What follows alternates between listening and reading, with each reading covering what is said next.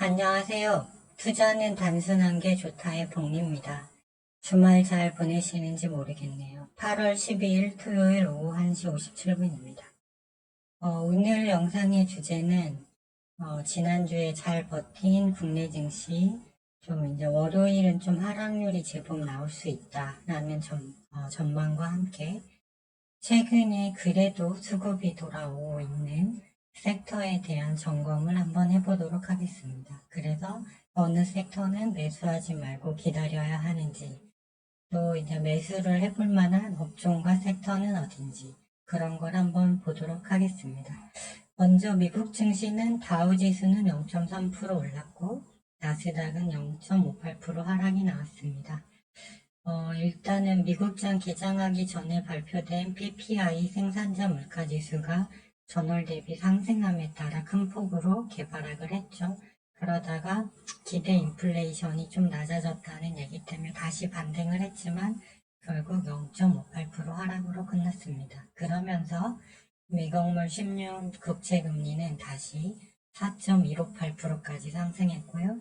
달러 지수 선물도 107.78까지 상승해서 끝났습니다. 이러면서 원달러 환율이 무려 10원 이상 상승한 1330원에 마감을 했어요.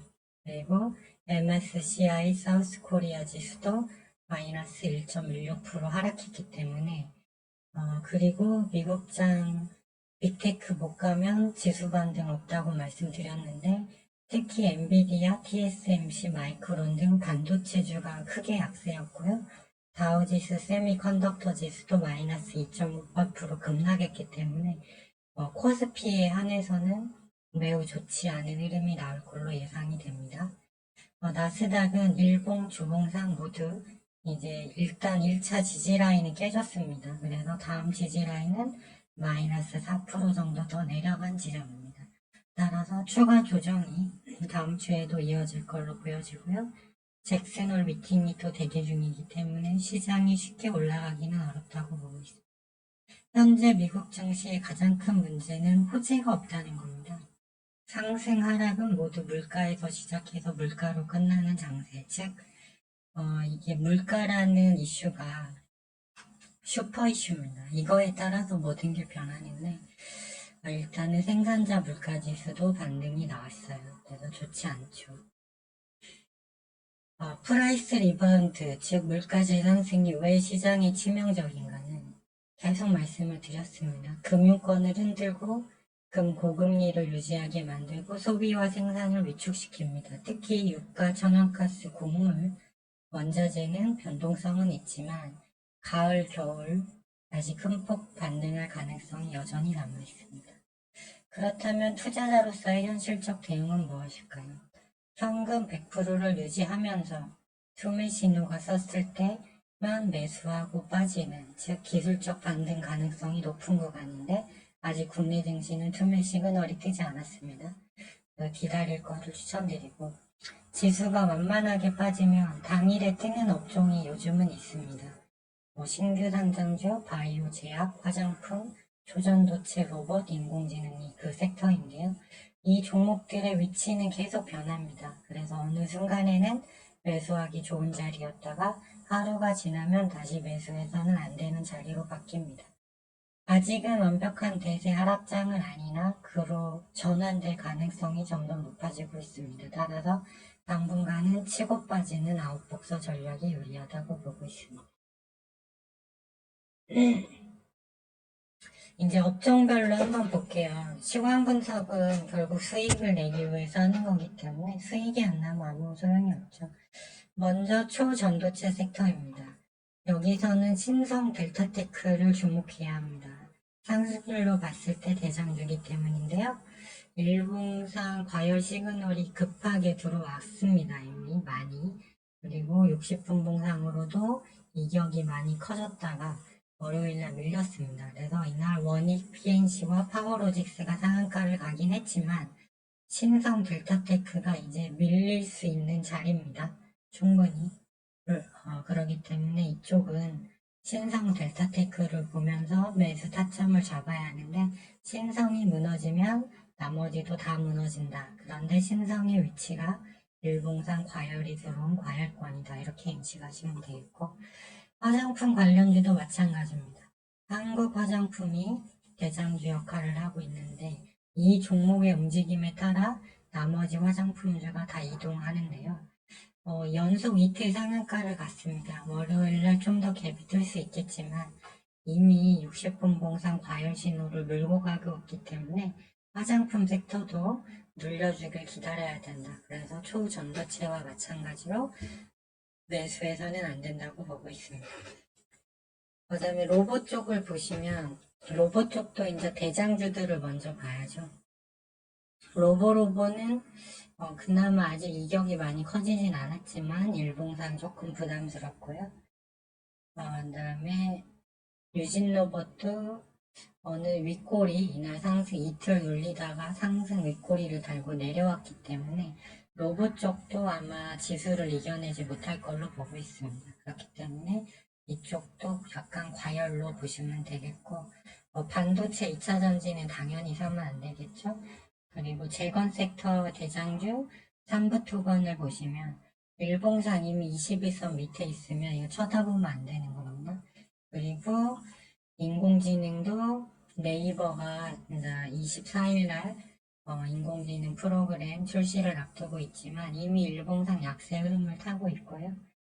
알체라 같은 경우도 이미 21선까지 밀리면서 잠기는 흐름이기 때문에 역시 좋지 않다.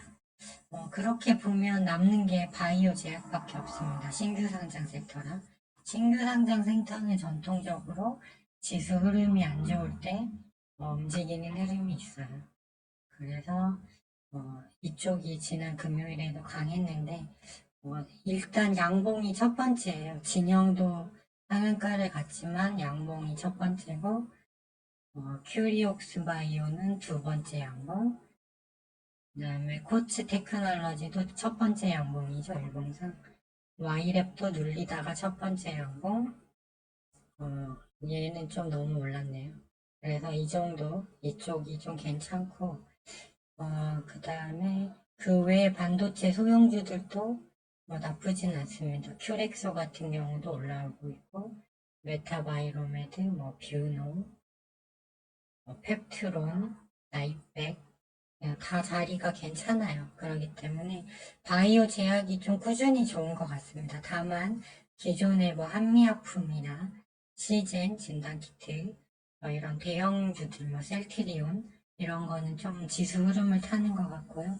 신규 상장주 그룹과 바이오 제약 소형주들이 좀 좋아 보입니다. 그래서 다음 주는 월요일은 메디프론 하고 퀀타 매트릭스 치매 관련주를 일단은 추천을 드렸고요.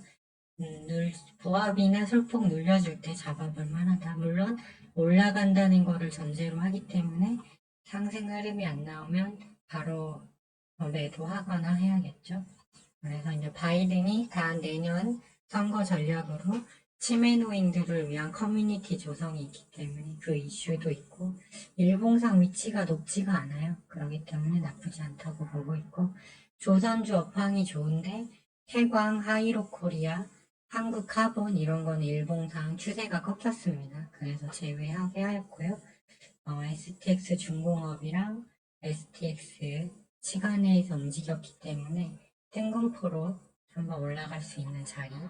그 다음에 이제 지수가 월요일날 장 초반에 일단 나스닥이 0.54% 정도 하락했기 때문에 초반에는 낙폭이 크지 않을 것 같아요. 하지만 그 MSCI 사우스 코리아 지수나 그 세미컨덕터 지수 환율 상승률을 봤을 때 낙폭이 점점 커질 가능성이 높아요. 그러면 SCI 평가정보 같은 종목도 21선까지 눌렸다가 물론 15분 봉상 이 정배열을 깨면 안 됩니다. 최대로 내려와도 2~3% 안에서는 유지하다가 튀어 올라가는 흐름이 나올 수 있다. 고려신용 정보는 일단 월요일에 한정해서는 이렇게 보시면 될 것 같고요. 아니 월요일날 급락이 나와서 밀린다면 화장품 섹터를 최우선으로 좀 저점을 기다려보는 게 좋을 것 같습니다. 왜 그러냐면 어제 뉴스를 보니까 제주도에 그 중국인 관광객이 선호하는데 벌써 8개월치 크루즈 저반 계획이 접수가 다 끝났답니다. 그렇기 때문에 화장품주는 이제 저점에서 올라오고 있기 때문에 여기가 눌려주게 한 이틀 정도 눌려줬을 때 이제 지수가 어느 구간에 투매가 뜨면 다시 반등이 나올 거 아니에요? 그때 아마 제일 먼저 치고 나갈 걸로 보여져요. 그렇기 때문에 이쪽 섹터는 계속 관심을 가지고 지켜봐야 한다. 이런 말씀을 드리겠습니다. 그렇죠. 네, 그리고 만약 지수가 정말로 많이 꺾인다면, 그때는 이제 그런 시그널이 하반기에 나온다면, 그때는 이제 비트코인 선물 하방 베팅도 좀 고려를 해봐요. 좀 경제적 여유가 되시는 분들은 나스닥 선물, 이제 하락 베팅 자리를 봐도 되겠고요. 그 정도로 이해하시면 될 것 같습니다. 예, 지금까지 시청해 주셔서 감사합니다.